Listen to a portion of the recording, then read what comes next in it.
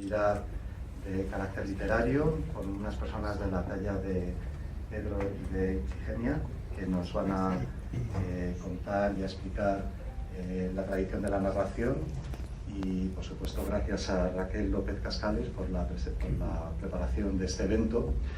Y antes de ello, que yo no voy a detallar lo que vais a ver a continuación, pero sí quería comentaros algo que me interesa. Casa Mediterráneo es una institución de diplomacia pública que pertenece al Ministerio de Asuntos Exteriores en consorcio con la Generalidad Valenciana, y estamos celebrando este año el 40 aniversario de la entrada de España en el Consejo de Europa. Hemos conseguido que algunas actividades culturales de la Casa lleven el sello del Consejo de Europa, lo cual es algo que le da prestigio, y hemos considerado que la actividad de esta tarde merecía plenamente llevar este sello del Consejo de Europa.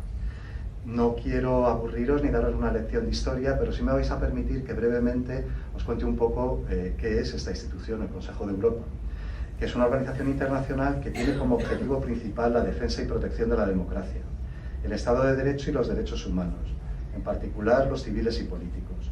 Tiene su sede en Estrasburgo y su órgano más activo es el Tribunal Europeo de Derechos Humanos. El Consejo de Europa nace el 5 de mayo de 1949, tras la firma de su carta fundacional, que es conocida como el Tratado de Londres.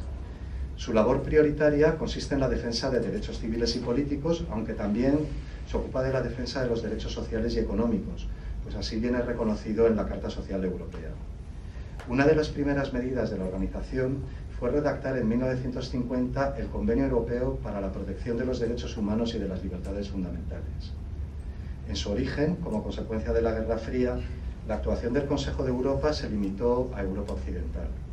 Con el deshielo y tras la caída del muro de Berlín, la creciente democratización de Europa se ha traducido en la adhesión de la casi totalidad de los países del continente, a excepción de Bielorrusia, aunque ya ha presentado su candidatura y está pendiente de que pueda ser aceptado su ingreso.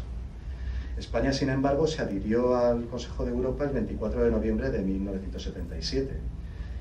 Y entre las prioridades que tiene España con respecto a esta institución es lograr una mayor efectividad del Tribunal Europeo de Derechos Humanos. España encuentra en el Consejo de Europa un espacio jurídico en tres pilares: la defensa de los derechos, la democracia pluralista y la primacía del derecho. Y ello incluye la lucha contra la discriminación de las minorías, la xenofobia, el crimen organizado y el terrorismo. El órgano de decisión del Consejo de Europa es el Comité de Ministros, que lo forman los ministros de Exteriores, aunque en la práctica y en su nombre son los embajadores representantes permanentes de los Estados miembros. Este comité aprueba convenios que las autoridades nacionales deberán firmar y ratificar, y también realiza recomendaciones. En este año 2017 celebramos el 40 aniversario de la entrada de España en el Consejo de Europa, por lo que se conmemora el compromiso de España con esta institución, donde ha encontrado un espacio jurídico con garantías mínimas compartidas en tres pilares, que son la defensa de los derechos humanos, la democracia pluralista y la primacía del derecho. En el campo de la cultura, como elemento de cohesión social, destacan las actividades para incrementar el conocimiento y la preservación de nuestro rico patrimonio cultural en todas sus manifestaciones. De ahí que la actividad que presentamos esta tarde venga con el sello de distinción del Consejo de Europa.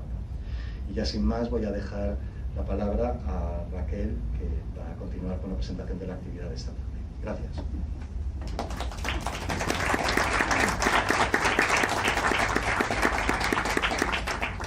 Buenas tardes, bienvenidas y bienvenidos a este tercer ciclo de los que escriben y los que cuentan, Encuentro de Narradores, y que por primera vez podemos celebrar aquí en la Casa del Mediterráneo. Para los que no conozcáis el ciclo, para los que no me conozcáis a mí, deciros que soy cuentista, que soy narradora.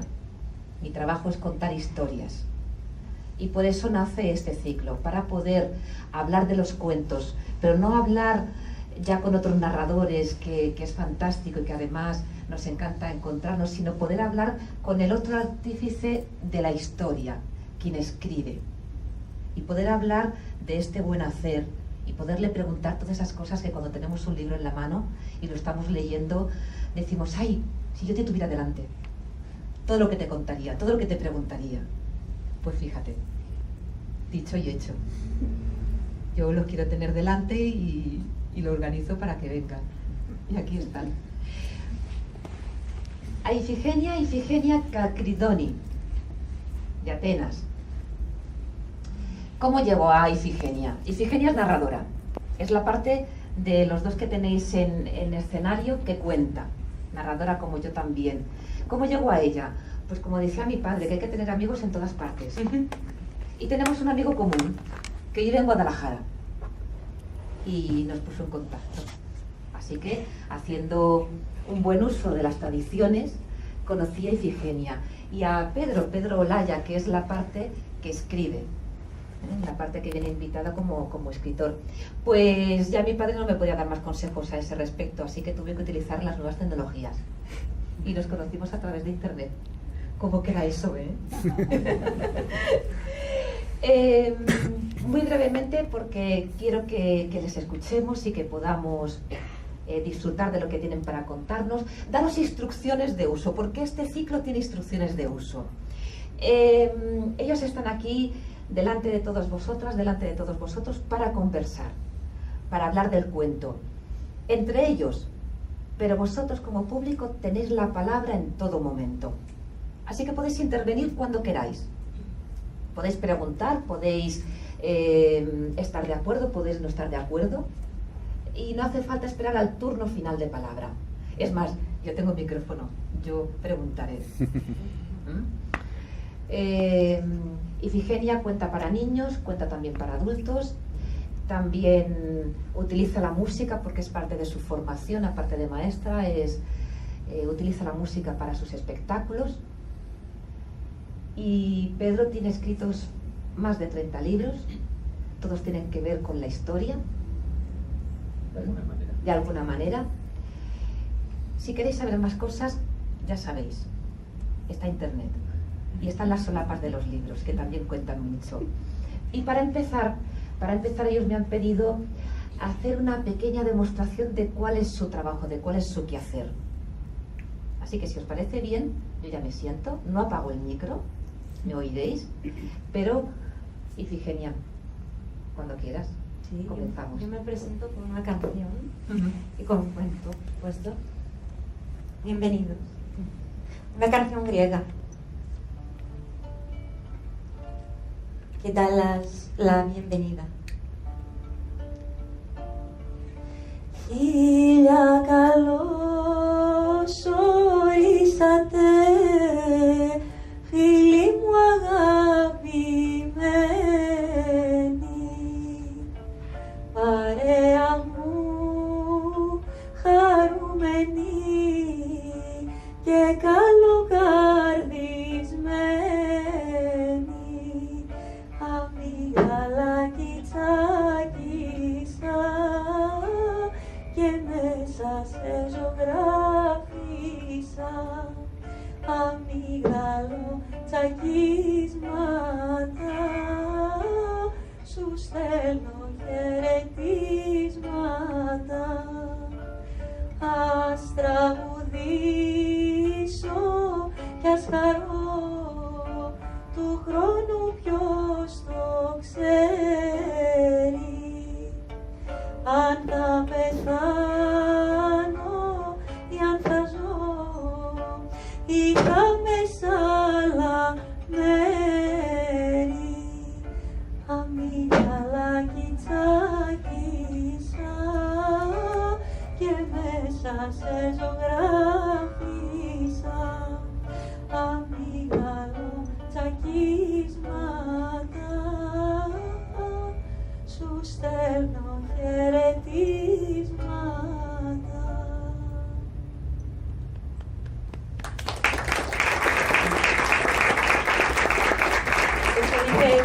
Miles de bienvenidos, mis queridos amigos, mi querida compañía llena de buena corazón. Pues empecemos con las musas, que siempre están en el principio, que con cuya canción inspiran dioses y humanos. En el principio fue el caos y después la tierra. Y después, Eros, el más bello entre los inmortales, el que reina el cuerpo y la mente. Y después de ellos vino el Erebus y la noche negra. Y de la noche negra vino el día. Así ha empezado todo. Y cuando la tierra ya era muy antigua, muy joven, pues rey de todo lo que había fue Crono. Y Crono era un rey cruel, un rey y un padre cruel. Y le habían predicho que uno de sus hijos iba a destruirlo y a ser el rey de todo. Y a él no le gustó nada eso. A él le gustó mucho ser el rey de todos. Entonces, encontró una solución bastante radical. Cada vez que su mujer Rea se encontraba embarazada y daba a luz un niño, pues él pedía que se lo trajera y lo tragaba entero, vivo. 5 veces aquella mujer se quedó embarazada y nunca se hizo madre. Y estaba llena de tristeza y de dolor. Y otra vez, 6ª vez, se encuentra embarazada. Esta vez no iba a dejar que Crono tragase su niño. Entonces, cuando dio a luz aquel niño, lo llamó Zeus. Y se lo dio a una ninfa, la ninfa Amaltea. Y la ninfa se lo tiró lejos de Crono, en una cueva de Creta que se llamaba Ideo. Y allí el niño creció con una cabra que tenía un cuerno mágico, que por dentro salía todo lo que un niño necesitaba. Y Zeus creció comiendo dulce y dorado miel, la comida de los inmortales, y creció a ser fuerte, y creció sabio, y creció astuto.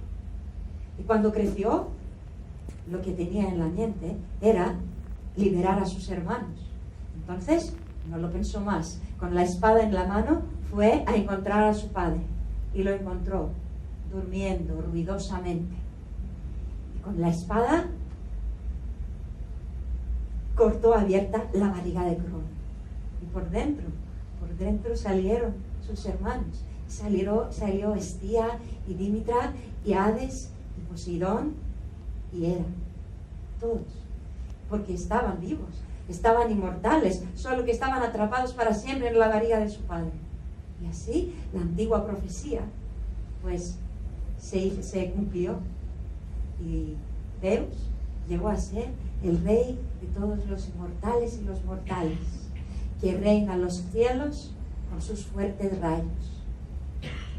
Pero la verdad es que Zeus no está más conocido por ser el dios de los mortales y los inmortales. ¿Sabéis por qué está más conocido? No. Pues por amante, ¿sí? Por sus peripecias eróticas.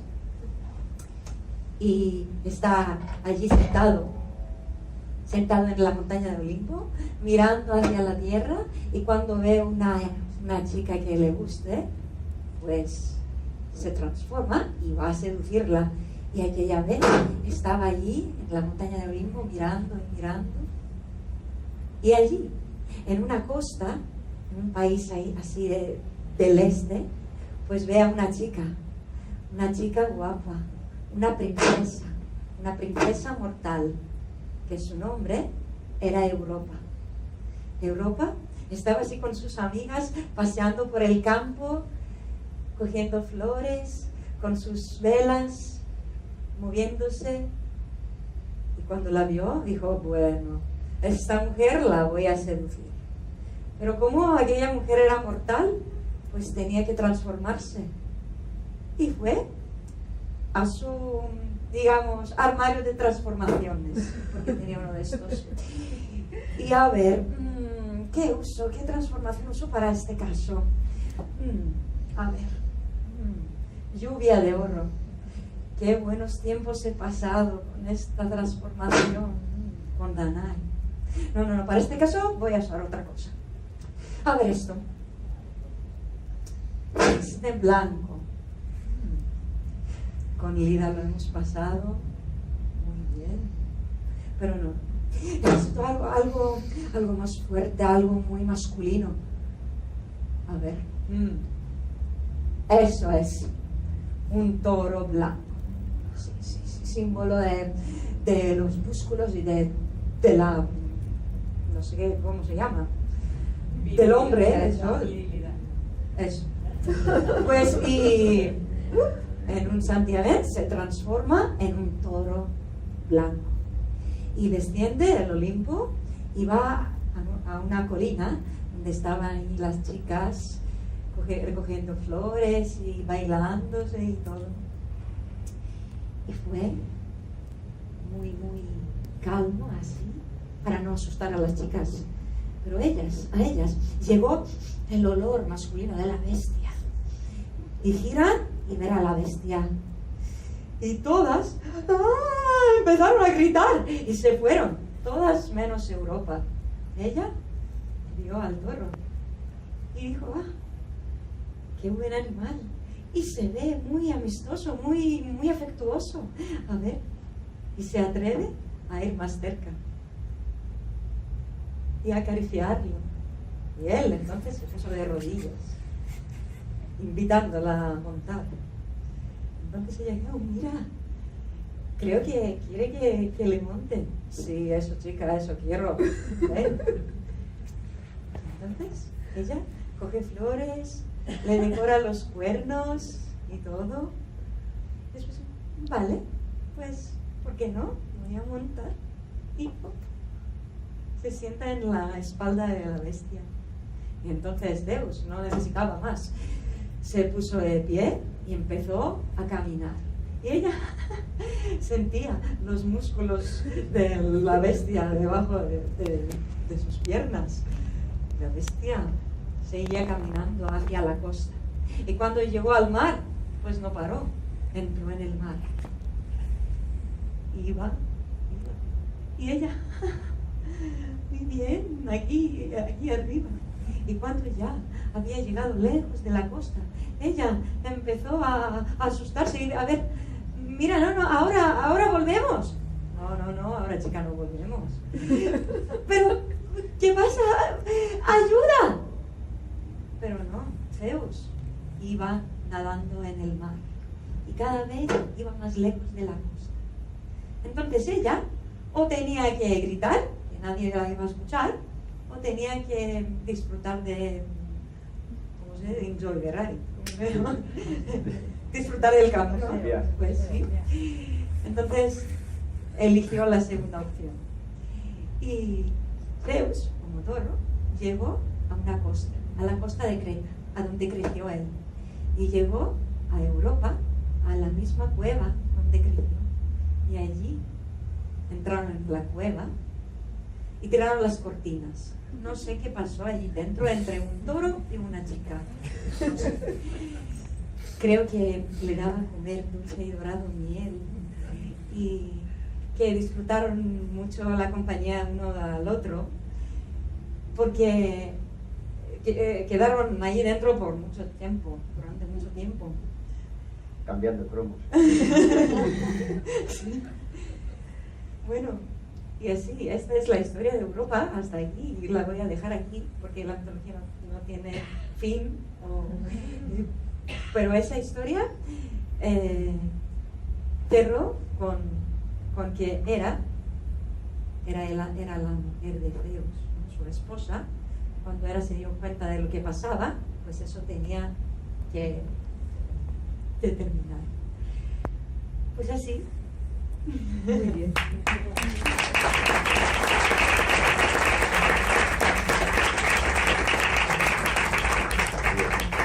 Buenas tardes, de mi parte. No sé si se me oye bien. Yo casi no me oigo, porque estoy como Madonna. Muchas gracias por invitarme a este acto, gracias a los organizadores y a todos ustedes por asistir y sobre todo a Raquel López por haber sido anfitriona y tan buena anfitriona en esta ocasión. Me gusta haber oído a Ifigenia, una griega, hablando en español, ese español tan espontáneo y que apenas ha aprendido en un año, según me dijo. Es emocionante cómo puede coger un mito tan antiguo de su tradición y contarlo de una manera desenfadada en esta lengua y haciéndonos a la vez ver tantas imágenes. Yo voy a empezar leyendo un relato de uno de mis libros, que no quiero prologar más porque creo que es suficientemente programático para esta ocasión. Después tendremos ocasión de hablar. Costas de Jonia Oriental, Mar Egeo, 750 a.C. Apoyado en su báculo, un aedo de mediana edad y cuerpo robusto avanza zancada sobre las rocas bajo las que se esconden los cangrejos y los pulpos. El agua que entra y sale de las oquedades acompaña el flujo de sus pensamientos. El aedo ha repetido ante muchas audiencias las genealogías de los antepasados, las proezas de los que fueron a Troya y a la Cólquide, las leyendas de aquel puñado de hombres que en los tiempos antiguos vivieron contiguos a los dioses y que incluso llegaron a disputar con ellos su destino. Rasgando la lira o la cítara, improvisando con maestría sonoros hexámetros, ha evocado una y otra vez la aurora de los dedos de rosa, las carnes humeantes sobre los trípodes de bronce, la mirada distante de los dioses y la ruidosa caída de los guerreros muertos. Últimamente, el aedo se siente arrastrado por una tentación desconocida. Quiere llevar los mitos y los versos de la larga tradición en la que se ha criado hacia un poema nuevo, un poema donde lo colosal, lo oculto y lo eterno aparezcan al lado de lo humano, donde la muerte de un enemigo sea narrada con el mismo dolor que la de un aliado, donde se muestre verdaderamente que no hay sobre la tierra nada más miserable y más grandioso que el hombre. Para lo que se propone no necesitará, como es costumbre, narrar una campaña de principio a fin. Le bastará con unos pocos días anteriores a la toma de Troya, y no será siquiera necesario describir la caída. Él prestará su voz para cantar la cólera de Aquiles, que arrastró al Hades las almas de tantos aqueos y troyanos. Si la musa consiente, hará entender que la fragilidad y la grandeza del hombre van unidas inseparablemente. Se esforzará en trazar una imagen del héroe sin perfilar netamente sus rasgos ni señalarlo nunca de manera inequívoca. Dejará percibir sus brillos de excelencia, confundidos a menudo con bajeza, con contradicción, y hará sentir que el éxito y el fracaso son en el fondo circunstancias ajenas a su verdadera condición. Aquiles llevará ese mensaje, pero también Héctor, y los dioses que los miran luchar, y el caballo que predice la muerte del Pelida. Ahora, resguardado del sol en una gruta donde huele a salitre y a algas, presiente que el poema que se propone componer está llamado a sustentarse en la escritura en vez de en la memoria, a cambiar la voz de los aedos por la de esos extraños dones con voz y pensamiento que Cadmo regaló un día a estas tierras. Su creación exige una osadía, tal vez un sacrilegio, dejar la palabra expuesta al silencio de la mirada. Prudente y reflexivo, el aedo reconsidera nuevamente su propósito. La brisa racheada aventa duras gotas de mar. En los tiempos que vengan, aunque callen la cítara y la lira, aunque desaparezcan las naves y las guerras, su creación no dejará de ser eterna, y los hombres alcanzarán la altura de esos nuevos versos tan solo el día en que tomen conciencia de la humildad de su naturaleza, en que se sientan seducidos por sí mismos hacia el bien, en que se sepan jueces solitarios de sus actos, en que compadezcan de veras la desgracia y el sufrimiento ajenos, y que consigan asumir su destino en vez de soportarlo. Es dudoso, no obstante, que esto suceda pronto.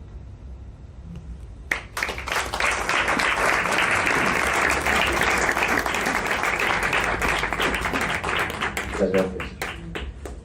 Quería simplemente de esta forma engarzar de alguna manera un eslabón a este ejercicio de tradición oral y de espontaneidad y de repentización que hizo Ifigenia en español, y ilustrarlo con esta manera, con esta decisión de Homero, que de alguna manera, más allá del simbolismo, pone en marcha la historia de nuestra literatura occidental y la historia de nuestra cultura occidental en líneas generales. ese momento en el que pasamos de la literatura oral a la literatura escrita, que son, creo que o la narración oral a la narración escrita, las dos cosas de las que vamos a hablar hoy con todos ustedes, y que probablemente con este trasfondo griego que también nos ha traído hasta aquí, al dedicarle esta jornada al caso de Grecia y a la literatura griega, pues que creo que puede servir de punto de partida para empezar. A mí me gustaría empezar, os dije que iba a utilizar el micrófono, lanzándoos una pregunta. Ifigenia, porque tú también cuentas cuento popular y que también cuentas cuento literario.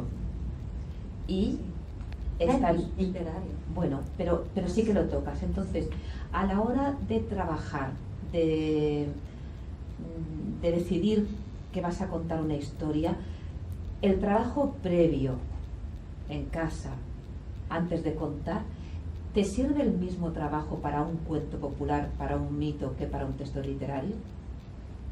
No es el mismo trabajo. No es el mismo. Por ejemplo, el cuento popular ya está más listo, porque es tradición oral ya. Entonces, incluso si lo encuentro en una colección de cuentos tradicionales, lo tengo más listo, como lo ha contado un abuelo, por ejemplo. Entonces, necesito solo poner mi propia, cómo veo las cosas, mi propia mirada.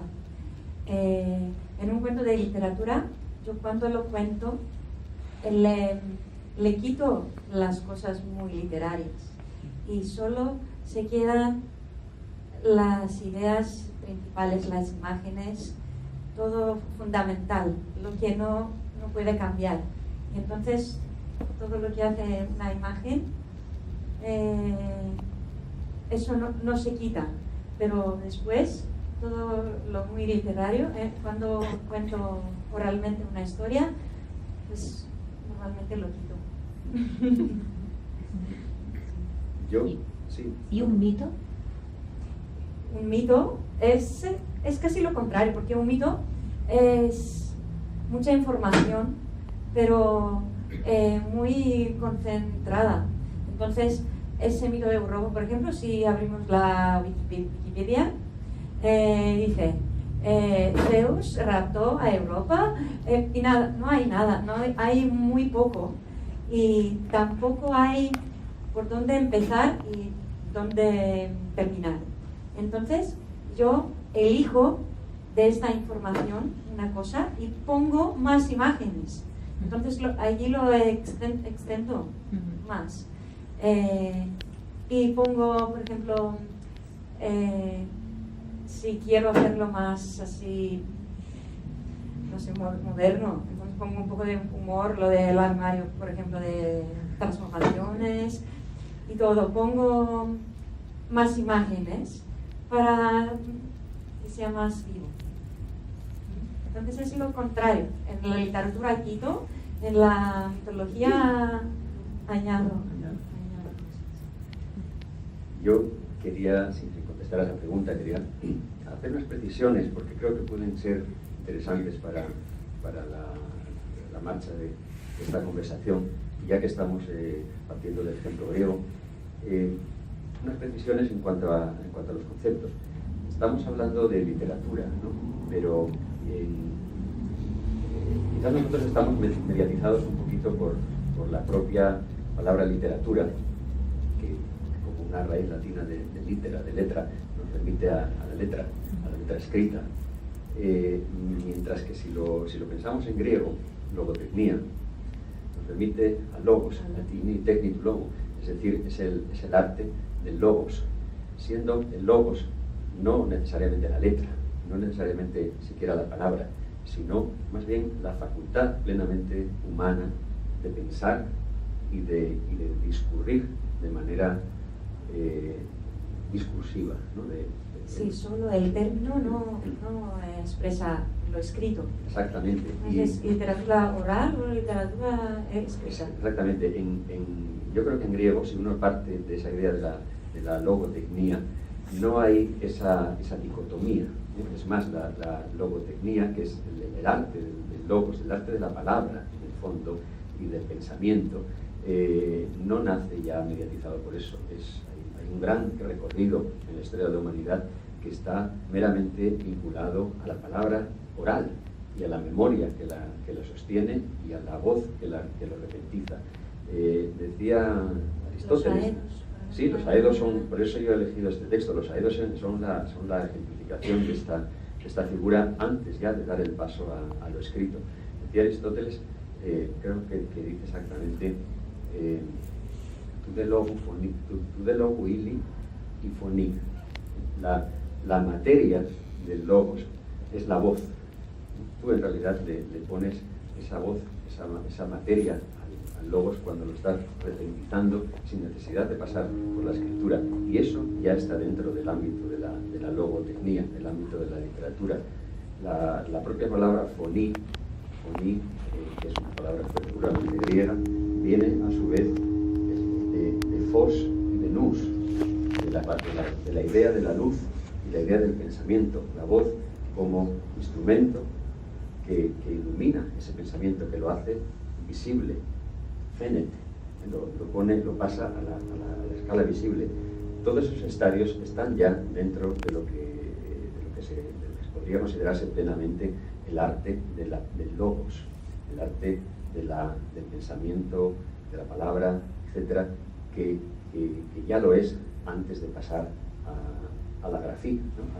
a la palabra escrita.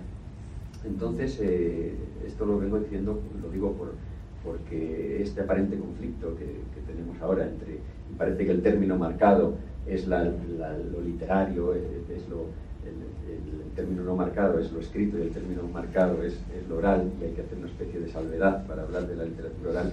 Yo creo que es un conflicto que no debería existir. Así lo veo yo, aunque claro, luego cada lenguaje es diferente, pero todo ello es literario, desde una buena canción hasta un buen discurso, hasta un buen poema, hasta un ensayo, hasta una buena novela, que nos parece que ahora tienen casi como la primacía de la literatura, pero si uno acude a la historia de la literatura, la primacía no ha sido nunca de la novela tampoco. Entonces creo que debemos distanciarnos un poco de eso para poder ser más justos y más ágiles en este debate.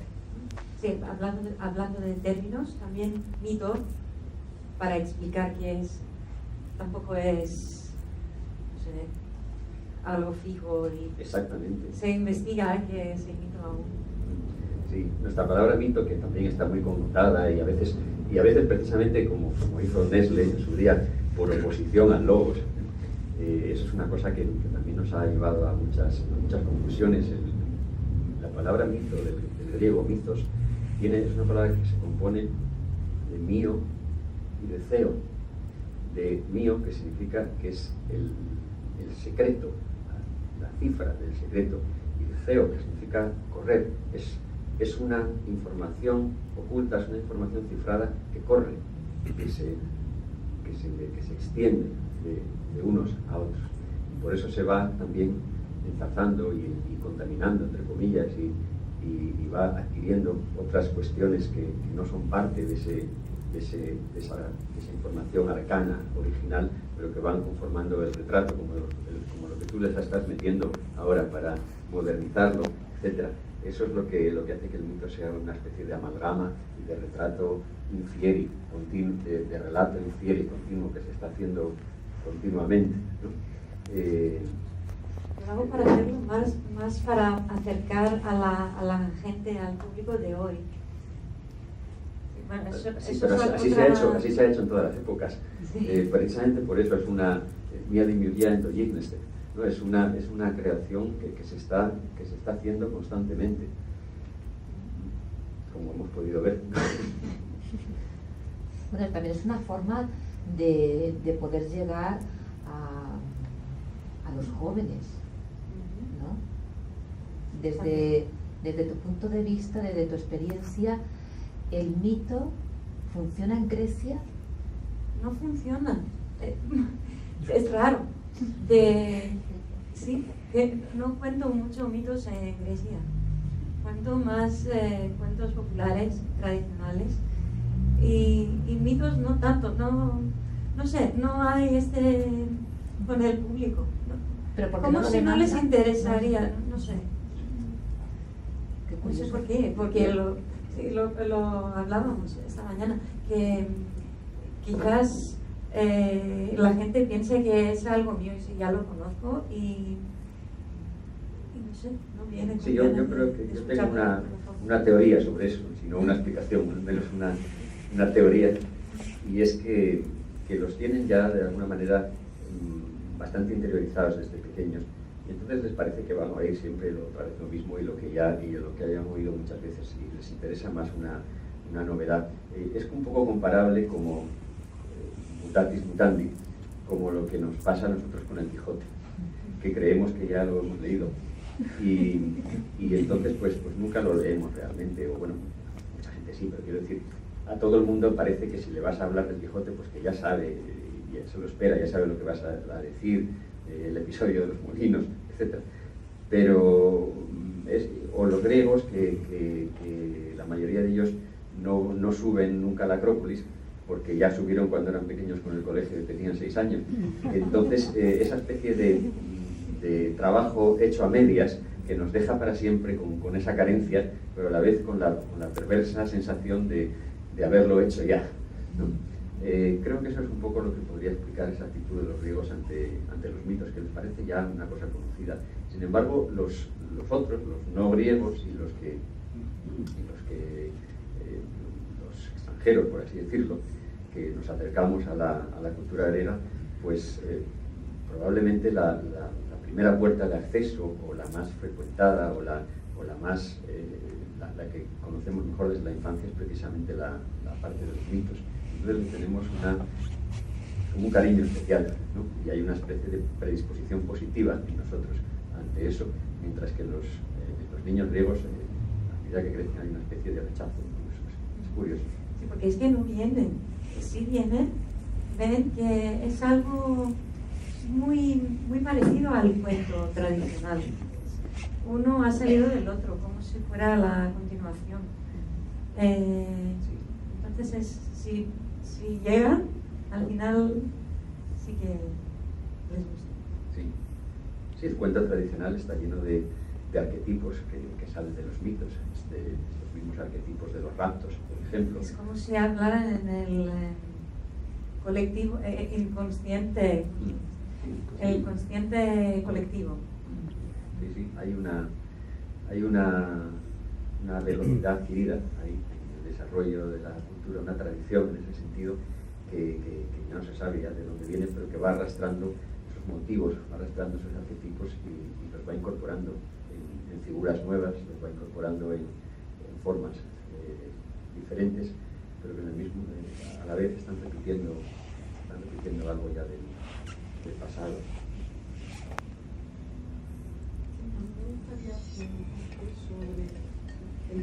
No sé si se oye lo que está preguntando la señora. Quería preguntarle sobre el libro, la parte que has leído, porque antes tengo la ventaja de que habíamos hablado antes un poquitín del libro.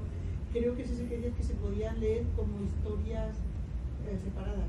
¿Cómo preparaste el libro? ¿Qué tocas? Porque supongo que también es algo de mito o algo de... Sí, bueno, este es un libro.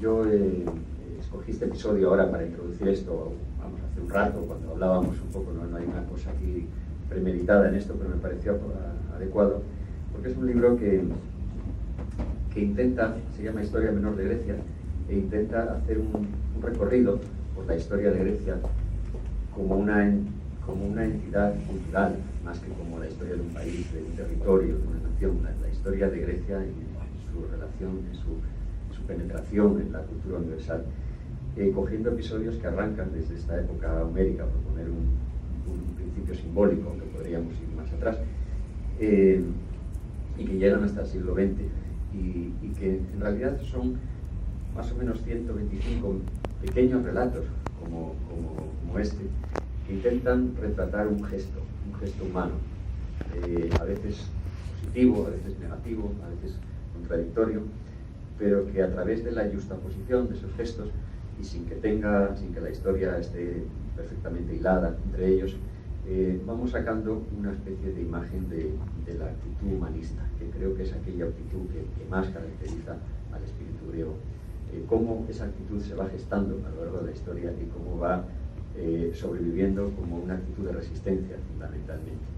Entonces, eso es lo que intenta relatar el libro. Desde ese punto de vista es más un libro de ética que un libro de historia, ya sea menor, o que un libro meramente de narraciones. Esa es la intención, y ese ha sido quizás el principio orientador que yo he seguido a la hora de seleccionar las historias, de seleccionar los materiales, de darles una forma. Quería preguntar sobre el atlas mitológico, que cómo se hace la recopilación de los mitos en cada sitio en Grecia. Bueno, yo no soy como Umbral, que he venido aquí a hablar de mis libros. Intentaré responder por lo que toca al tema que estamos tratando, ¿no? Pero bueno, la verdad es que toca el tema. Es decir, yo sí he dedicado muchísimos años y esfuerzo en mi vida al estudio de los antiguos mitos griegos, y en el fruto de ese trabajo pues es el Atlas mitológico de Grecia, entre otras cosas. Y yo siempre digo que de los mitos sabemos muy poco, porque los mitos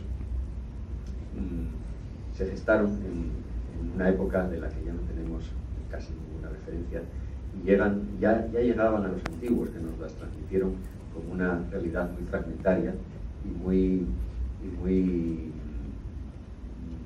contaminada, como dije antes, entre comillas, con otros elementos que no son ese cuerpo original del mito, que son elementos históricos, elementos políticos, elementos alegóricos, existenciales, incluso religiosos, folclóricos, de identidad personal. Con todo eso se va haciendo una amalgama muy grande, y es una amalgama muy grande que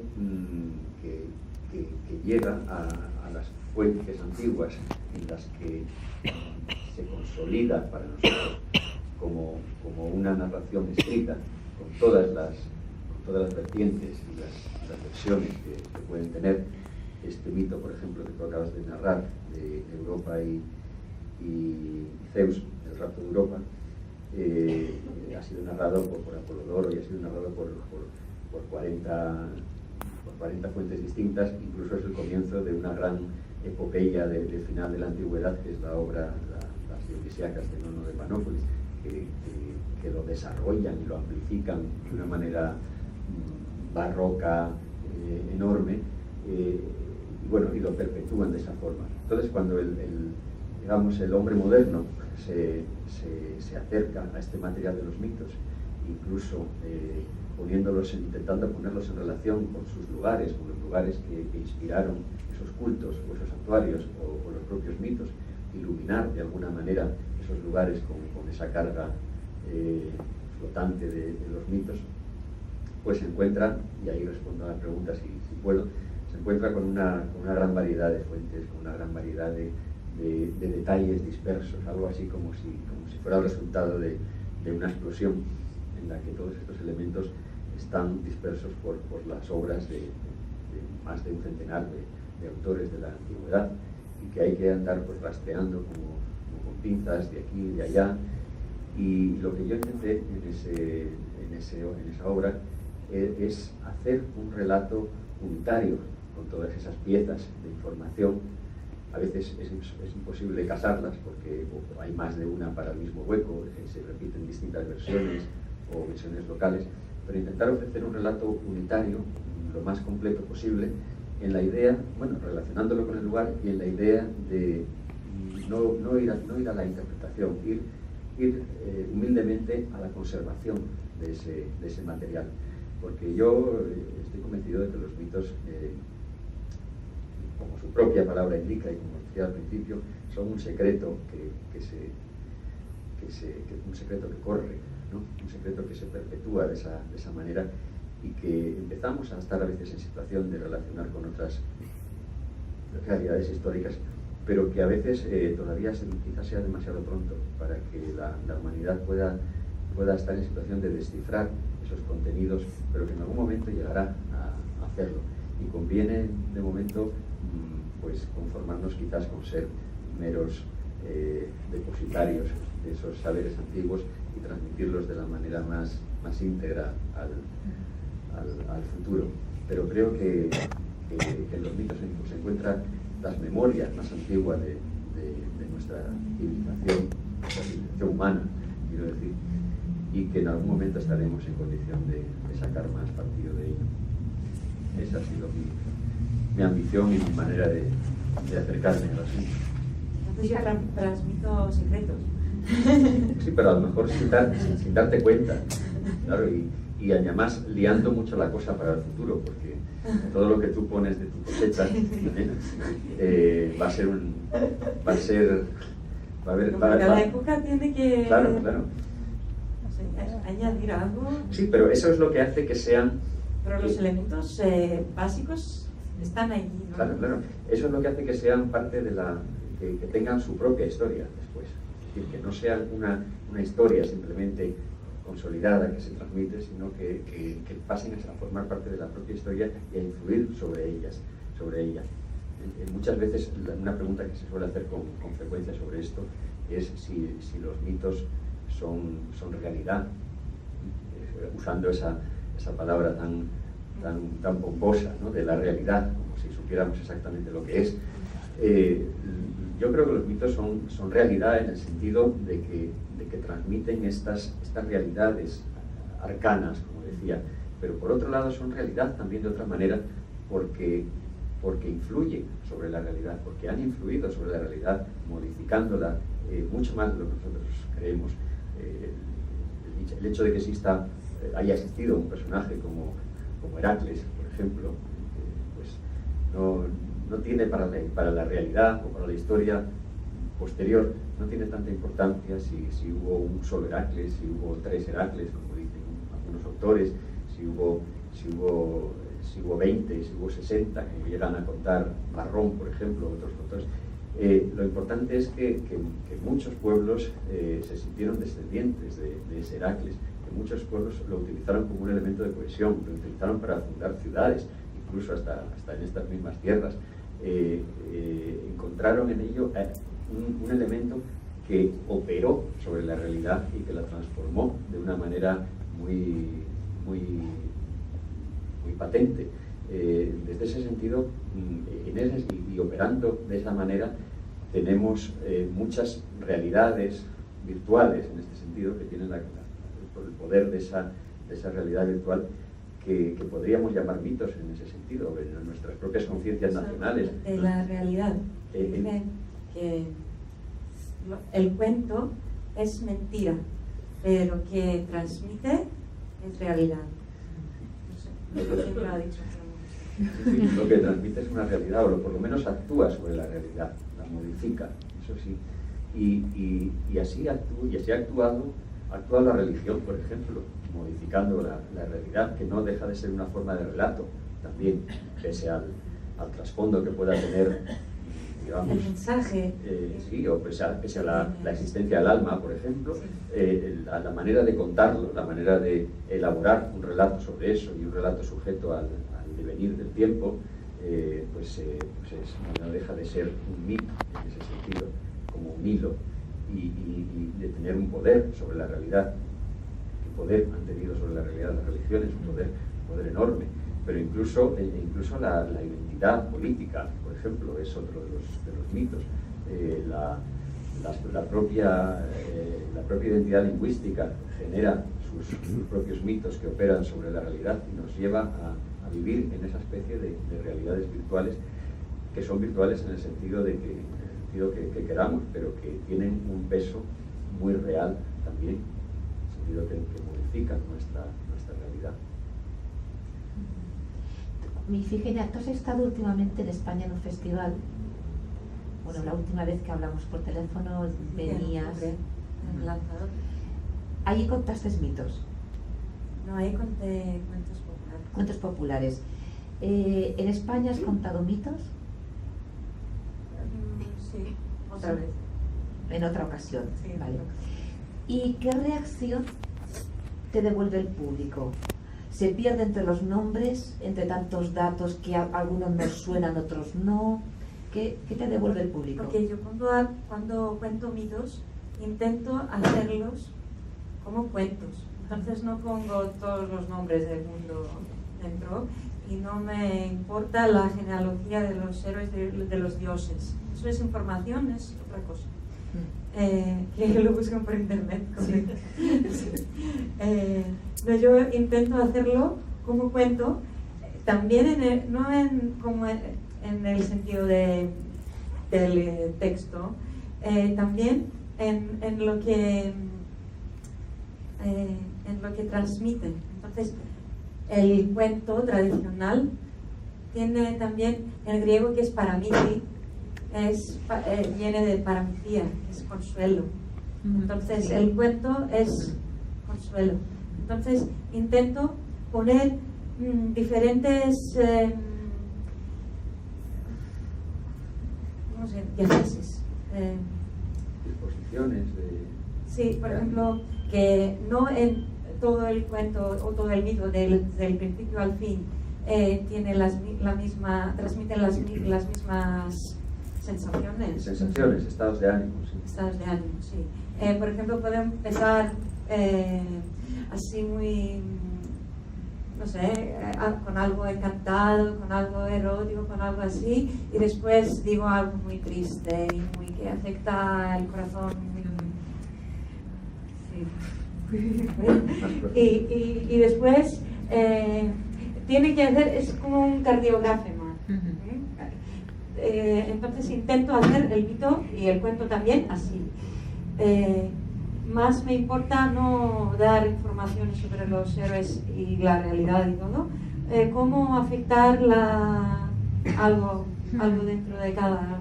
Tocar algo dentro de cada uno, sí. ¿Queréis otro mito? Sí. Sí.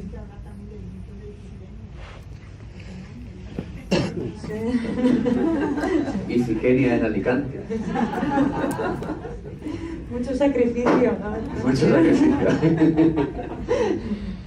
Sí, yo creo, haciendo, bueno, ya cogiendo ese último hilo que decías de la realidad y que hablábamos del mito, el relato en sí, y tanto oral como escrito, en el fondo, para mí sigue siendo la máxima realidad virtual que tenemos. Ahora parece que estamos persiguiendo la realidad virtual como una cosa tecnológica que intenta reproducir con credibilidad y con perfección la realidad a secas. Y sin embargo creo que la mayor realidad virtual es precisamente el relato. Eso que estamos viendo y que se basa solamente en palabras, o bien incluso en el silencio de la lectura de unas palabras escritas, y que a partir de ahí cada uno tiene que edificar toda una realidad, y que nunca será la misma en el caso de uno y en el caso de otro. Tú lo que haces es estimular en realidad a quien te está escuchando para que él elabore todo un edificio de creación alrededor de tus palabras, ¿no? que puede ser... Yo quiero tocar algo dentro de cada uno del público con diferentes modos. Entonces, no solo hacerles reír y hacerles sentir tristeza, sí, diferente. En un mito, por ejemplo, pasar de muchos estados de ánimo. Eso es el trabajo que más quiero hacer con... Trabajo emocional. Sí, trabajo emocional. Bueno, ¿puedo seguir de donde lo he dejado? Pues que con Hera, la esposa de Zeus, porque no todas las amantes de Zeus lo pasaron muy bien. La verdad es que Europa tenía mucha suerte. porque al final no le pasó nada, incluso le dio regalos. ¿Sí? Pero la mayoría de las amantes pues sufrieron sufrieron muchísimo. Y pocas sufrieron más que Semele. Empezamos desde el principio. Semele era una princesa mortal de belleza inmesurable.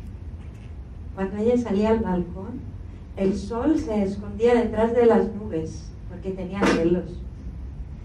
Pues y Zeus otra vez se encuentra en las nubes, mirando hacia la tierra, y ve a aquella princesa y dice: bueno, voy a seducir a esta mujer.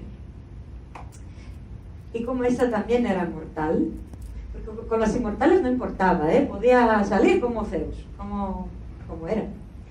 Pero con las mortales tenía que usar el armario. Entonces va otra vez en el armario y dice: a ver, sí, bonito el toro, lo pasamos muy bien en la cueva, pero esta vez necesito algo. Sí, me lo quito directamente. ¿Me escucha? Sí. Ay, qué bien. Pues, y dice: esta vez necesito algo muy simple y muy erótico. Algo como el vestido negro que cada mujer tiene en su armario. Algo simple, pero muy de uso. Básico, vamos. Entonces, básico, sí. Entonces, eligió transformarse pues en un príncipe. Y se transformó en un príncipe, en un hombre muy guapo, y descendió y fue a donde estaba Semele. Semele fue a un templo para dejar sus sacrificios, sus cosas, y allí los dos jóvenes se encontraron. Y sí fue muy fácil para Zeus seducir a una mujer como un toro blanco, pues como un príncipe guapo, pues ya era muy fácil. Entonces los dos jóvenes se encontraron otra vez, lo pasaba muy bien, y ella estaba ya encantada, estaba a las nubes, estaba muy enamorada con él y ni había pedido su nombre. Pero después de unos meses ya estaba embarazada. Entonces él tenía que decir quién era. Y ella, muy feliz: oh, salgo con Zeus, ¡qué bien! Pero el embarazo, cuando ya aparecía mucho, pues era desde el cielo, lo vio. Y no podía hacer nada a Zeus. Entonces tenía la mirada colgada a la chica. Cuando vio el embarazo ya estaba hasta aquí. Y fue a su armario de transformaciones. Ella tiene también. No hay tanta variedad allí dentro como al de Zeus. Pero también está bien. Entonces fue y eligió transformarse en una vieja. Y se transformó en una vieja. Y descendió del Olimpo y fue directamente al palacio donde Semele vivía.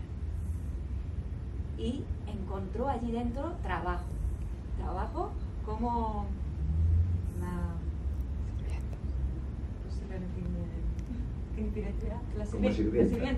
como sirvienta de la princesa. Y después de poco tiempo era la sirvienta que más quería la princesa, y se lo comentaba todo. Entonces un día va: dime, chica, dime, mi princesa, ¿quién es el padre de tu hijo? No hay que decirlo a nadie, es un secreto. ¿No te confías en mí? Pues sí, pero me ha comentado que no se lo diga a nadie. pero yo no voy a decir a nadie. Dime, ¿quién es el padre de tu hijo? Bueno, es Zeus. Zeus, ¿qué suerte tienes? Pero el padre de todos los dioses es el padre de tu hijo. Pero mi princesa, ¿estás segura? ¿Has visto sus rayos? No, la verdad es que solo me lo dijo. ¿Sabes cuántos hombres, simples hombres, van a camas de princesas y de mujeres fingiendo que son dioses? Tienes que decirle que tiene que dormir contigo, que acostar contigo, como se acuesta con Hera, con toda su gloria celestial. Bueno, sí, tienes razón. ¿Y los poros? La semilla de la duda ya entró en la mente de Semele. Entonces, la próxima vez que se encontraron, ella estaba enfadada. Dime, ¿me quieres? Por supuesto que te quiero, mi amor. Ya, ven a mí. Y Zeus estaba ya muy caliente. Ven a la cama. Yo no voy a la cama. Si no me hagas un favor. Dime, ¿qué favor quieres? Bueno, quiero... No, primero me tienes que prometer en las aguas de Styx. Y eso era el máximo juramento. El máximo juramento que podía hacer un dios, que no podía... no podía revocar. Sí. Tengo mi traductor. Online. Pues entonces Zeus estaba tan caliente que vale. Te prometo en las aguas de Styx que te voy a hacer lo que sea, todo el favor que quieras. Y ahora ven a la cama. Bueno, entonces, tienes que presentarte enfrente de mí en toda tu gloria celestial. Acuéstate conmigo como tú te acuestas con Hera. Y Zeus se quedó petrificado. No, eso no puede pasar. Por favor, no me lo pidas esto. Por supuesto que te lo pido. Te estás burlando de mí todo ese tiempo. No eres Zeus. No soy Zeus, pero por favor, no me lo pidas esto. No puedo hacer esto. Entonces no me quieres. Y no podía cambiarle de opinión. Entonces, con toda la tristeza, decidió hacer lo que había prometido. Y qué espectáculo eso era. Ascendió al cielo y con un gesto suyo llamó a las nubes e hizo empezar una tormenta enorme, con tormentas y con rayos y con relámpagos y con los rayos que nunca se pierden. Y no un mortal podía aguantar esa fuerza de los cielos. Tampoco puso Semele. Y se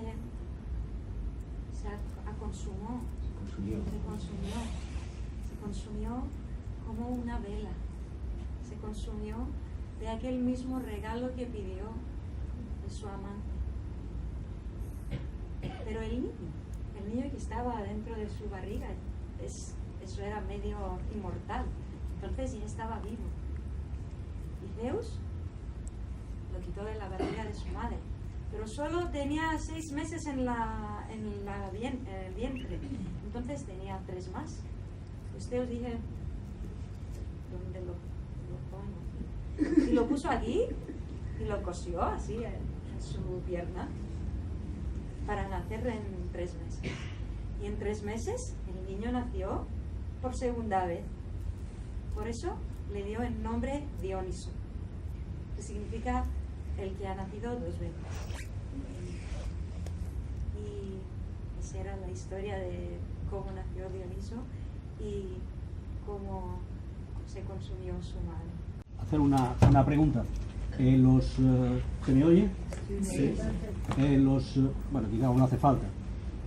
Los mitos, creo que un aspecto importante, vosotros me lo confirmaréis, yo creo que lo has insinuado un poco, podrían ser las intuiciones, probablemente inconscientes, quizá del inconsciente colectivo, intuiciones que el ser humano puede tener en un determinado momento y solo con el tiempo aquello se le da una fórmula, llamémosle, científica. Estoy pensando, por ejemplo, en el caso del complejo de Edipo.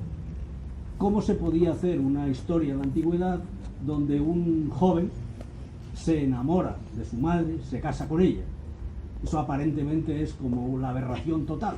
Sin embargo, parece que después la psiquiatría con Freud intuye o marca el complejo de Edipo como ese fenómeno por el cual un joven, o todo joven, para tener una evolución psicológica adecuada, debe pasar por esa fase de enamoramiento. Eso es una de las cosas que a mí me parece más interesante de algunos, entre otras cosas, de algunas de las cosas que los mitos nos pudieran aportar. Esa segunda o tercera lectura. Entonces no estoy muy seguro de si se puede hacer eso o ya simplemente Freud coge el ejemplo porque le viene bien.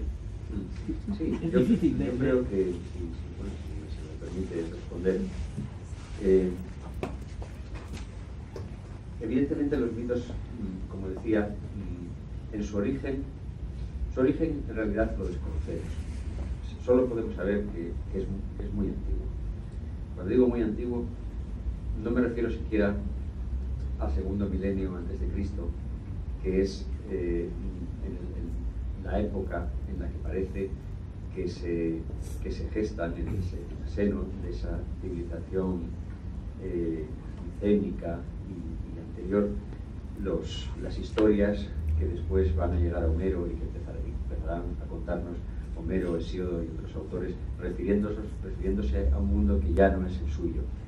Hay elementos en el mito, en estas historias que se cuentan, que nos remiten a estadios muy anteriores de la humanidad, que vienen de una noche de los tiempos de la que todavía no sabemos casi nada. Y eso se sabe fundamentalmente por algunas cuestiones geográficas,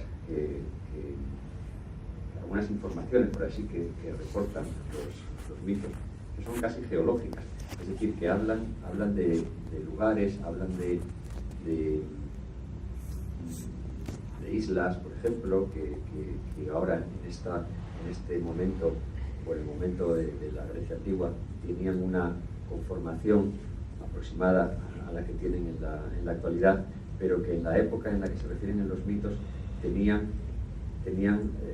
la refieren con una conformación distinta, es decir, nos aportan informaciones que parece que vienen de unas épocas mucho más remotas de la humanidad y que se han ido conservando en esas cuestiones. Sin embargo, ahí vemos elementos que puede parecer extrañísimo que se hayan perpetuado, cosas como este ejemplo que nos ha dado ahora Ifigenia de una especie de gestación extrauterina, que es algo a lo que estamos llegando ahora en la ciencia, pero que ahí aparece como un ejemplo muy normal. Zeus cogió el embrión, que entonces tenía 6 meses, se dice el mito, y se lo cosió en el muslo, donde siguió gestándose durante otros 3 meses, hasta que llegó su momento de nacer, etcétera. Ese doble nacimiento. Cosas como hay en algunos mitos africanos que refieren, por ejemplo, la estrella de Sirio como una estrella triple, y eso la ciencia occidental moderna no lo supo hasta el siglo XX, que era realmente una estrella triple, y sin embargo estaba esa información en mitos anteriores. Esas cuestiones son esa información que viene muy remota y que a la que se va adhiriendo una serie de elementos espurios frente a esa información, pero que sin embargo van construyendo el relato que sigue avanzando del mito como hasta ahora. Lo que pasa con Freud es que hace una lectura de ese material, o lo utiliza como una alegoría en ese sentido. que es los mitos han sido leídos ya en la antigüedad como alegoría de todo, no solo de, qué sé yo, Zeus es el éter, Poseidón, el mar, etcétera, sino alegorías en el sentido metafísico, incluso han sido leídos como alegorías políticas, han sido leídos como alegorías históricas de las historias de sus pueblos, y todo eso se ha ido amalgamando con los mitos. Y otra de las cosas que a nosotros nos es más difícil de diferenciar es la lectura y la relectura o el aprovechamiento literario, en este caso, de los mitos que hicieron los tragediógrafos clásicos. Y ahí respondo a la pregunta más concretamente, porque cuando usted menciona ahora el mito de Edipo como una historia que para nosotros es una historia conocida, por ejemplo, el que se enamora de su madre sin saber que es su madre, que mata a su padre y sin saber que es su padre, el asesino, el héroe trágico que descubre que el asesino que busca es el mismo, ¿no? Todo ese rizo tan complejo de la historia de Edipo, en realidad es heredero de la tragedia.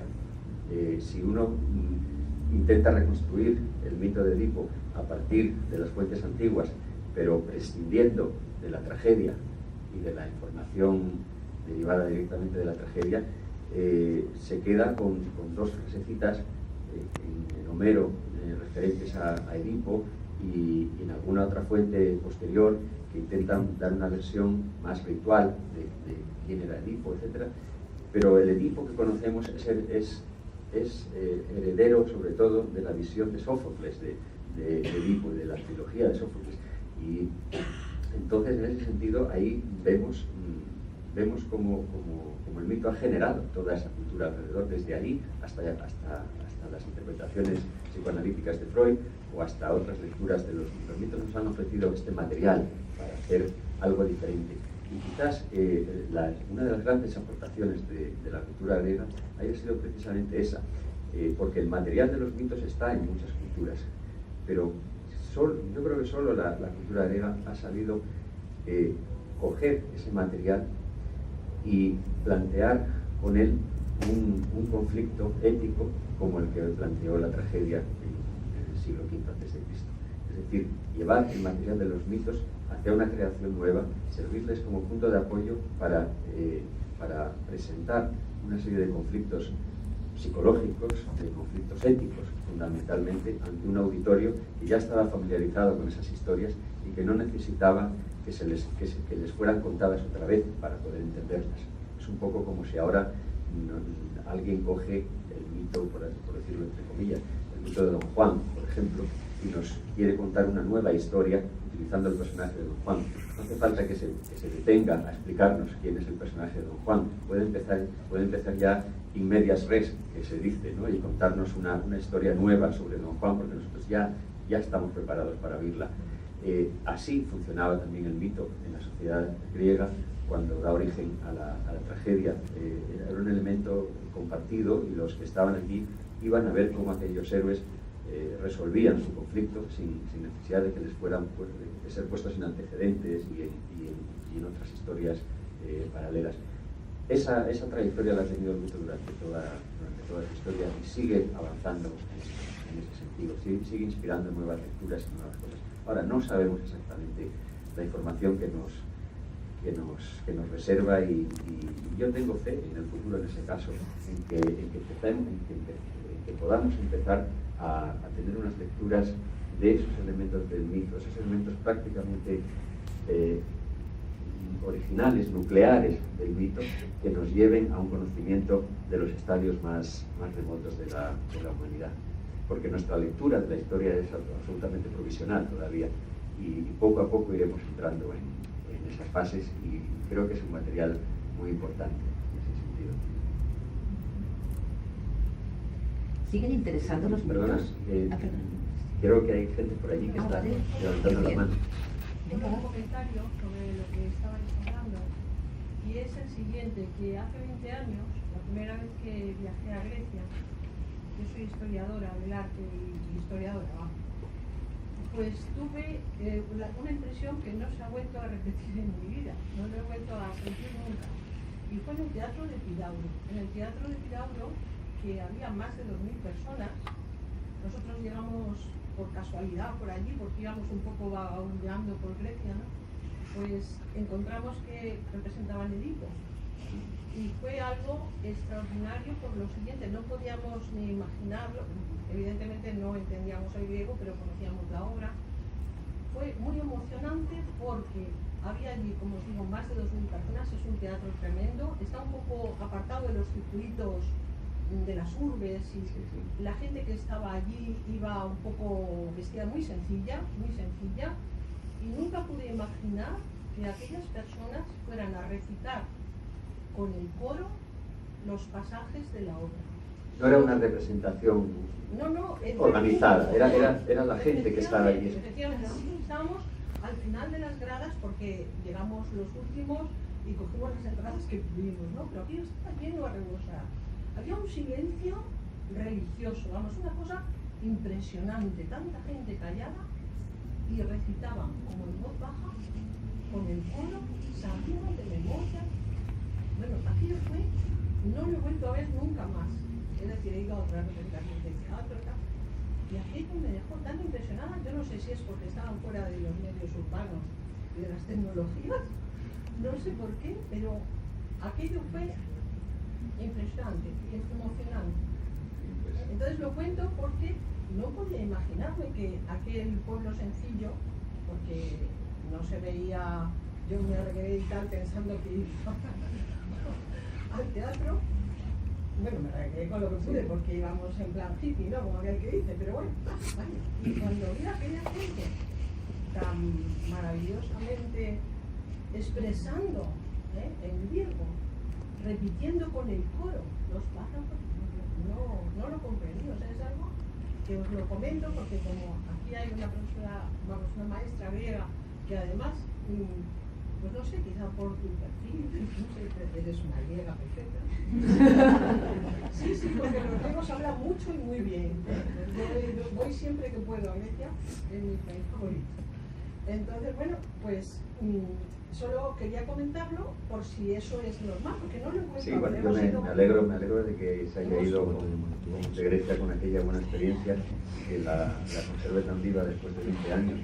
Es verdad que yo he tenido experiencias similares en ese sentido, en el mismo teatro de Pirauro, sin ir más lejos, también en otros.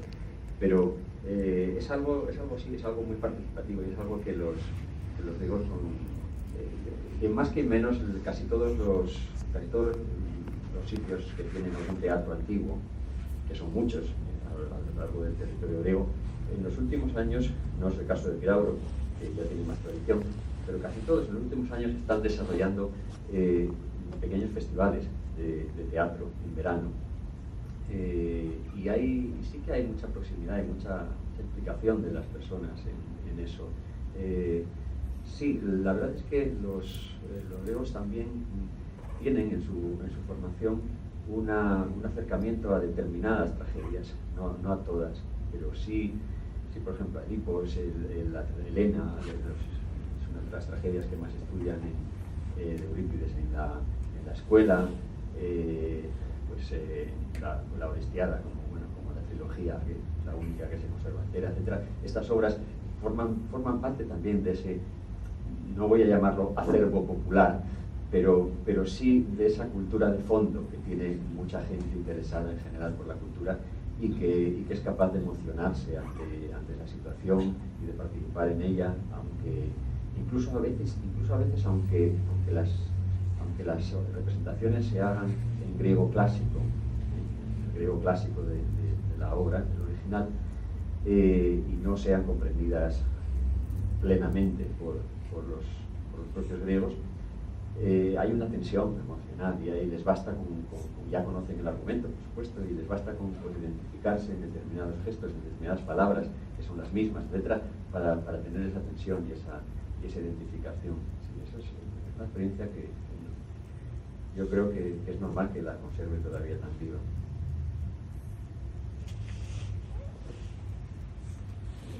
Sí. Es que quería volver un poco al párrafo que, bueno, al cuento que leyó al principio, porque me parece muy interesante tener dos personas como vosotros, perdón que os tutee, Sí, no. para saber la gran importancia que tuvo el registro escrito de mitos que no sé si te contaron en tu casa o si los has ido a buscar a los libros después, o cómo ha llegado a ti la sabiduría popular, si fue directamente por transmisión o realmente tiene muchísima importancia porque la memoria humana depende mucho de la gente que sobreviva, ¿no? Y de los cuentos que se sigan contando y de los mitos, pero lo escrito queda escrito. Una reflexión sobre eso, ya que tenemos las dos partes, digamos, aquí. A ver, empieza tú. Yo he escuchado así cuentos de literatura oral. Mis abuelos contaban. Entonces está vivo el tema eso de los pueblos. Ahora ya no, creo que no. Pero entonces sí. Entonces tengo estas... he escuchado cuentos. Mitos no tanto. Mitos es más el camino de texto. Y en el colegio y ahora buscando por internet o en libros. Las dos. Perdón, ya me callo ya. ¿Y no te parece que también depende mucho de quién los escriba? Quiero decir, a lo mejor hay estudios antropológicos que recogen los cuentos, los mitos, tal como los cuentan las personas, son un poco arduos de leer, mientras que si hay un estilo literario, digamos, que un autor le pone, es algo más agradable. Me refiero, por ejemplo, lo que yo conozco a Italo Calvino, por ejemplo, es una recopilación de cuentos italianos, claro, él es escritor, entonces, aunque son cuentos tradicionales, los escribe, y en el caso del autor que tenemos aquí, yo creo que también tiene algo que ver con que sean escritores las personas que recogen los mitos y los cuentos. Sí, el texto que encuentro en una colección, por ejemplo, es el inicio, y después hay que trabajar sobre esto y hay que saber que no tienes que cambiar y que puedes cambiar. Entonces dejas lo que no hay que cambiar y después hago mi texto, es mi no de contar la historia. Pero el inicio sí puede ser el texto escrito. Yo puedo contestarte también esta pregunta desde mi experiencia. He recorrido mucho Grecia, como ya he dicho antes, rastreando los mitos y rastreando no solo las fuentes y los lugares, sino también en la tradición popular,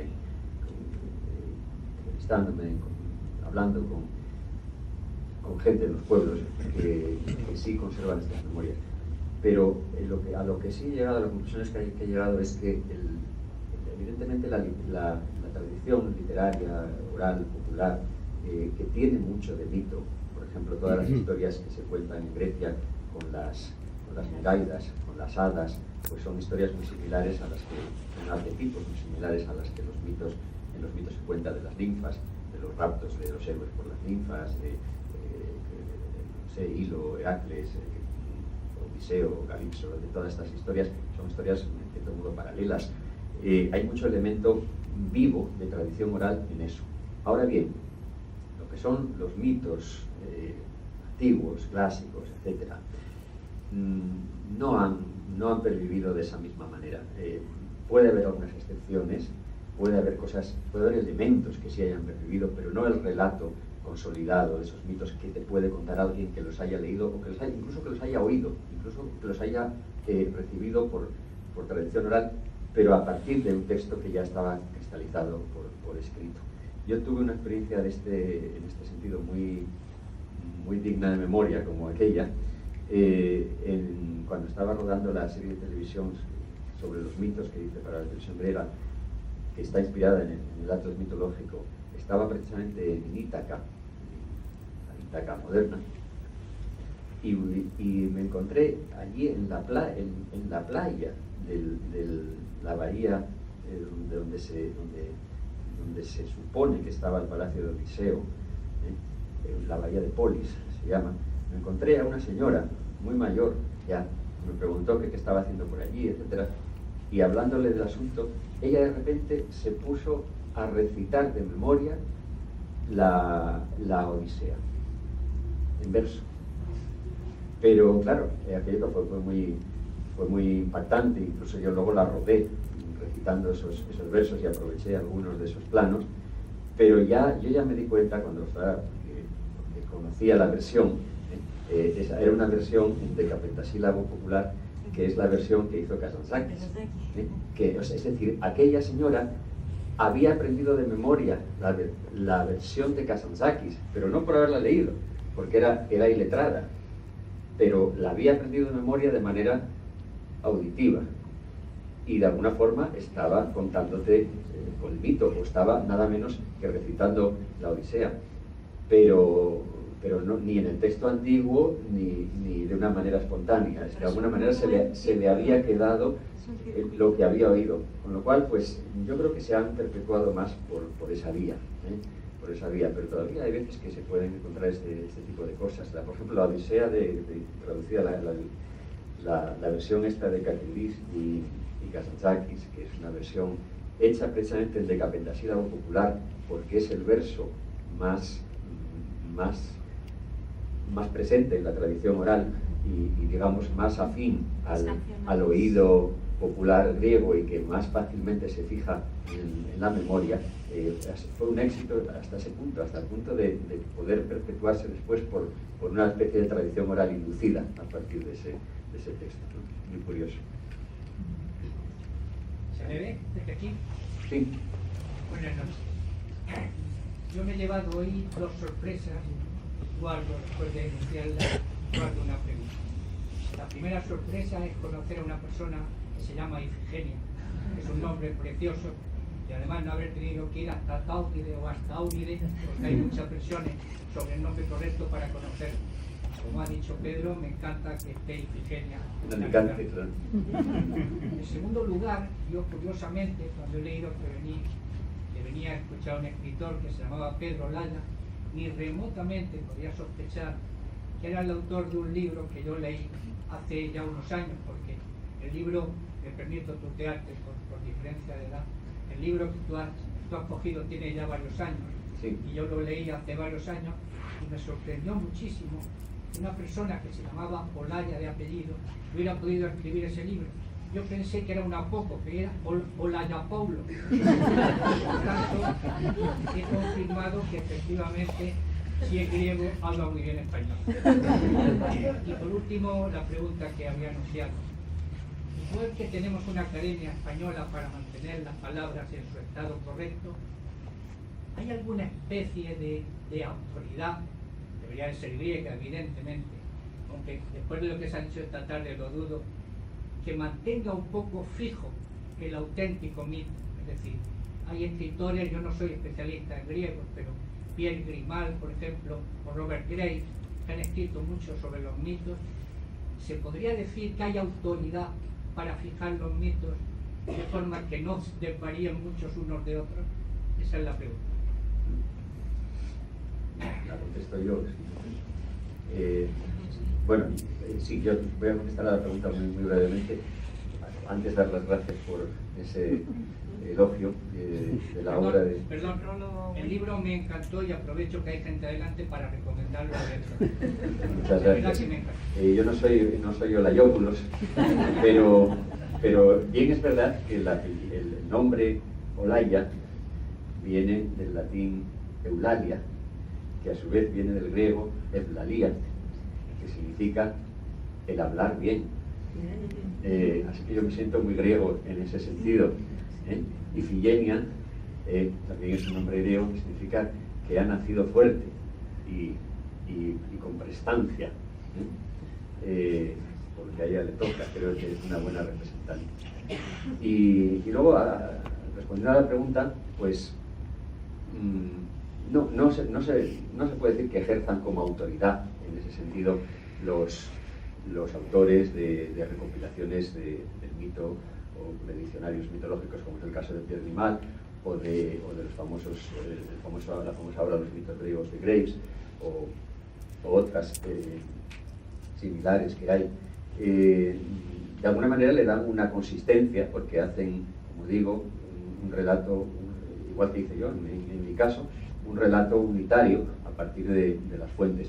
pero creo que lo único que podemos considerar, y hasta cierto punto, una autoridad en ese sentido, son las propias fuentes antiguas que nos lo transmitieron, que algunas son más antiguas que otras también. Nosotros tenemos desde Homero, por poner un ejemplo y un principio, hasta Nono de Palópolis, que hablaba antes, por poner un ejemplo ya del final de la antigüedad tardía.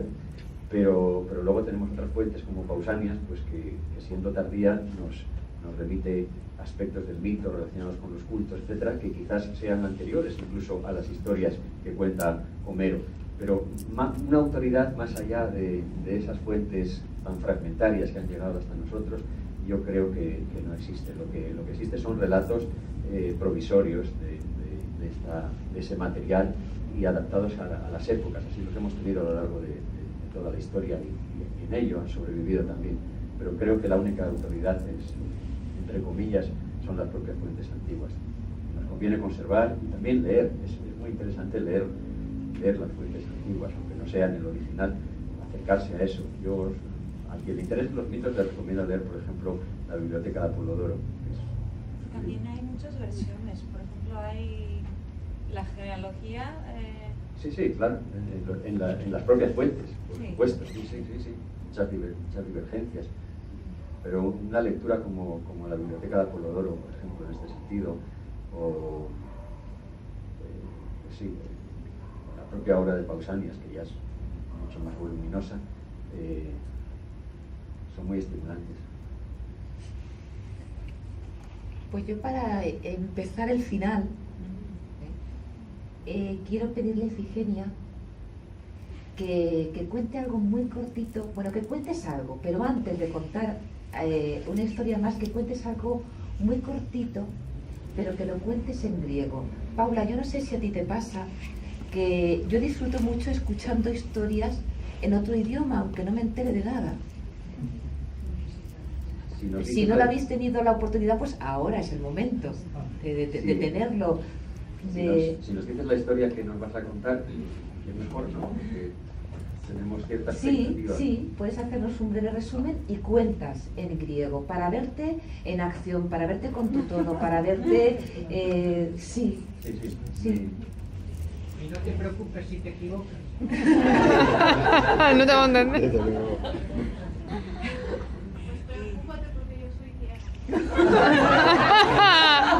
¡Qué presión!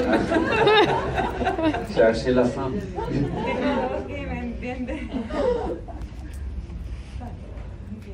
¿Queréis un mito o un Lo que tú quieras, no nos vamos a enterar. cuento popular? Venga.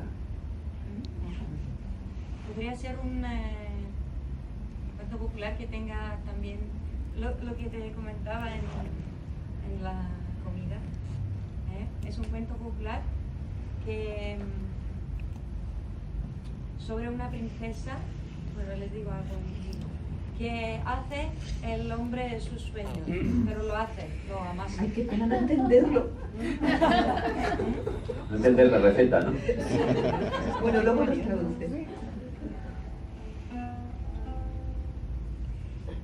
Μια φορά και έναν καιρό ήταν μια πριγκίπισσα. Και εκείνη η πριγκίπισσα ήταν όμορφη. Σαν έβγαινε έξω, ο ήλιος κρυβόταν πίσω από τα σύννεφα σαν έβλεπε την ομορφιά της. Και έφτασε η ώρα εκείνη η πριγκίπισσα να παντρευτεί. Ο πατέρας της δηλαδή ήθελε να παντρευτεί εκείνη, ούτε να ακούσει δεν ήθελε για γάμο. Όποιος ερχόταν μπροστά της, εκείνη άλλος ήταν πολύ ψηλός, άλλος πολύ κοντός, και αυτός τι μύτη μακριά είναι αυτή που έχει, και ο δεν μ' αρέσει καθόλου. Άκουσε να σου πω, είπε ο πατέρας της. Θα βρεις κάποιον να παντρευτείς, αλλιώς θα διαλέξω εγώ για σένα. Μια χάρη σου ζητώ, πατέρα, είπε τότε εκείνη. Δώσε μου 40 μέρες. Και αν σε αυτές τις 40 μέρες δεν έχω διαλέξει, τότε διάλεξε εσύ για μένα. Εντάξει, είπε ο βασιλιάς. Αν είναι μόνο για 40 μέρες, μια χαρά. Μόνο που θέλω μερικά υλικά. Θα κλειστώ στο δωμάτιό μου και θέλω να μου φέρεις ζάχαρη και σιμιγδάλι και μόσχο και άμπαρη και κανέλα. και της τα έφερε.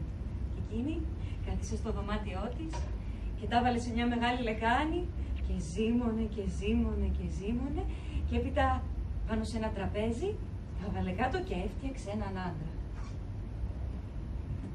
Αλλά της βγήκε πολύ ψηλός. Το ξαναχάλασε και έφτιαξε μετά έναν άλλο. Πολύ κοντός. Ξανά απ' την αρχή, μέχρι που κάθισε και ονειρεύτηκε πως θα ήταν ο άντρας των ονείρων της.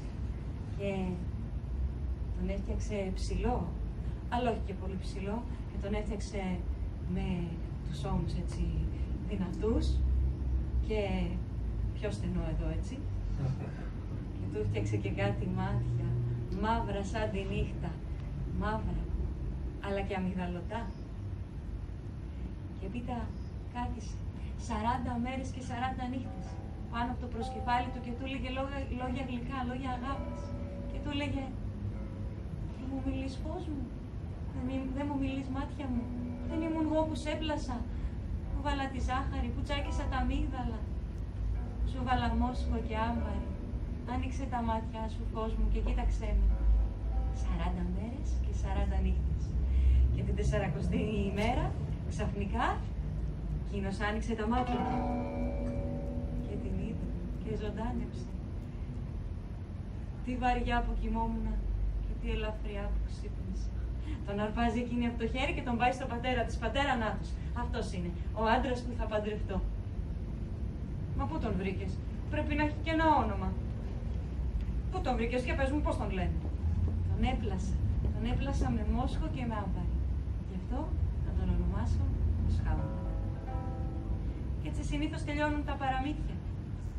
Γιατί έζησαν, λέει, εκείνοι καλά και εμείς καλύτερα.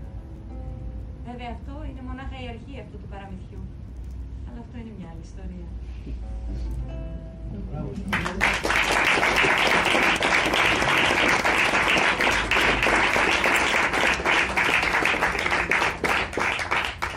Ese es el principio del cuento. Es un cuento que, bueno, hay muchos cuentos populares que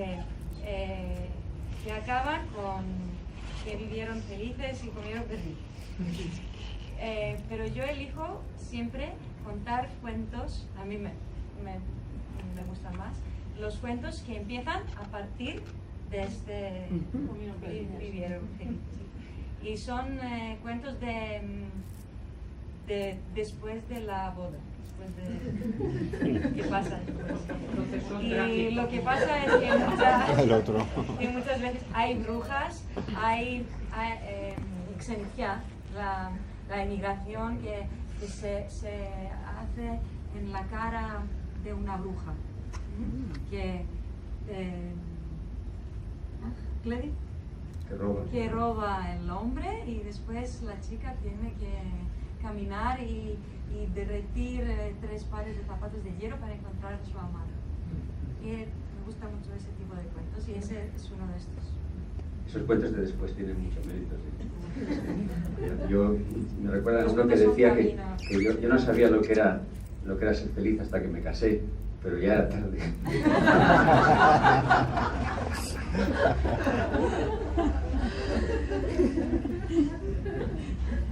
Bueno, pues creo que es buena hora para ir despidiendo. No sé si tenéis alguna última pregunta, comentario. Venga. A mí me gustaría hacer un pequeño comentario. Yo trabajo con adolescentes, soy profesora de literatura en un instituto, y me ha llamado poderosamente la atención que digas que los chicos griegos no mantienen un interés especial por los mitos.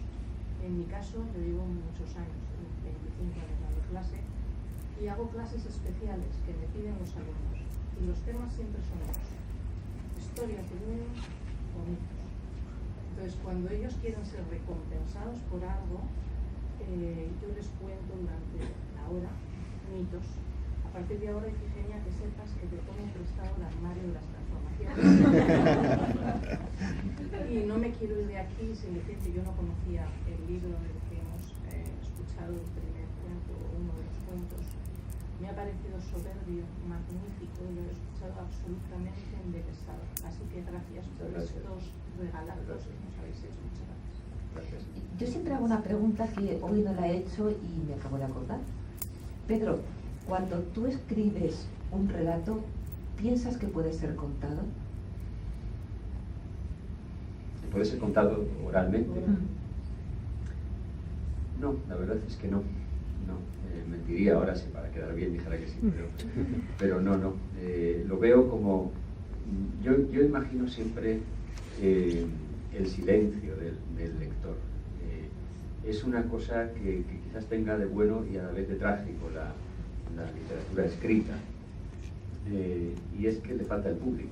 A diferencia de la oral, que se genera incluso delante del público, esta siempre es diferida, no hay un contacto con el público, no hay ese feedback que te da el público, ¿no? esa retroalimentación. Entonces ya lo pienso desde ese silencio. Yo sé que emito un mensaje y que en algún momento llegará alguien que en el mejor de los casos agradecerá leerlo, pero ni siquiera espero que llegue esa respuesta, ¿no? Hay una tarea ahí muy silenciosa y muy solitaria. Nunca los escribo con la idea de tener delante a la persona que lo recibe. Aunque luego puede ser en un momento dado. Sí, nos pasa, Paula. Sí. Hay una mano levantada, ¿no? Sí, una pregunta. Al principio, cuando nos has leído el libro, a mí me ha interesado muchísimo y a mis compañeros seguro que también, porque somos historiadores y hemos tenido durante 40 años una guerra permanente por contar la verdadera historia. Se hacen muchos mitos de muchos héroes que tienen detrás mucha sangre. Me ha dado la impresión de que usted, siquiera, tenías ese toque en tus libros, y entonces eso me interesa muchísimo porque es algo que repele, es decir, que el público no quiere oírlo ni quiere sentirlo, Alejandro tiene que ser el héroe. Sí, por supuesto. Y los miles de muertos que deja en su camino no importan, ¿no? Sí. Entonces, ¿existe eso en tu obra? Sí, existe. Porque lo he cantado y me ha gustado mucho. Existe, y concretamente en este libro, que precisamente se llama Historia Menor, por eso, no es porque se trate, o no solo porque se trate de episodios breves, o de breves relatos, es porque se trata de episodios y de personajes, de episodios de segunda fila, por así decirlo, o de lecturas no oficiales o no acostumbradas de esos mismos episodios, o personajes de primera fila, pero en gestos menos conocidos y sobre todo que expresan ese punto de contradicción. Concretamente hay alguno dedicado a Alejandro, también hay uno de Alejandro y Aristóteles en el Liceo de Miesa, donde fue educado durante los años de su adolescencia. El encuentro ese del filósofo y el príncipe. Yo llegué a hacer una película sobre eso que se exhibe desde hace años allí en ese mismo recinto arqueológico, y hay un episodio sobre eso. Y hay otro episodio de Alejandro de Calístenes, dedicado a Calístenes, que fue su compañero y su biógrafo. Después nos ha quedado ese pseudo Calístenes en referencia al auténtico, y que fue compañero suyo en Miesa también. Y ahí pues se ve también toda esa contradicción de Alejandro. Yo he querido retratar esas partes también, me parecen muy interesantes, porque sobre todo lo que no busco, aunque es un libro muy documentado en las fuentes y en los estudios, no es una ficción en ese sentido, pero sí he querido que tuviera sobre todo esa dimensión ética, en el sentido plutarquiano de las vidas, ¿no? Esa dimensión edificante, que es una palabra que casi ya no se puede usar, sin ser en un sentido derogatorio, ¿no? Pero que creo que todavía tiene validez y que nos gusta recibirlo cuando lo leemos. Así es, tiene su brío, su vigor. Sí que lo tiene. ¿Y ha tenido buena aceptación en Grecia?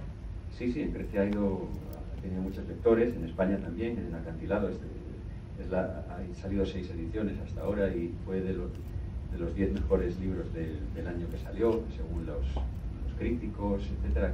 Un libro que ha ido muy bien, pese a ser un tema que a lo mejor pues no tiene un interés tan general, ¿no? Y que es difícil, es un libro exigente por parte del lector, no es un librito fácil para entretenerse, ¿no? Pero sí, la verdad, ha tenido muy buena acogida. Me alegro mucho porque es difícil encontrar ese punto de vista. Muchas gracias. Bueno, pues para terminar, dos cositas nada más. Recordaros, los que ya lo sabéis, los que no lo sabéis, os lo digo, que terminamos con una foto de todos, así que no os mováis del asiento. Y si alguien puede dar las luces sería estupendo. Y la segunda cuestión antes de terminar, recordaros también que el ciclo Los que escriben, los que cuentan, Encuentro de Narradores, continúa mañana en el Museo Arqueológico a las 8 en el MARC con Paula Carballera, que ya está aquí como narradora que viene desde Galicia, y Marta Sanz, que vendrá mañana.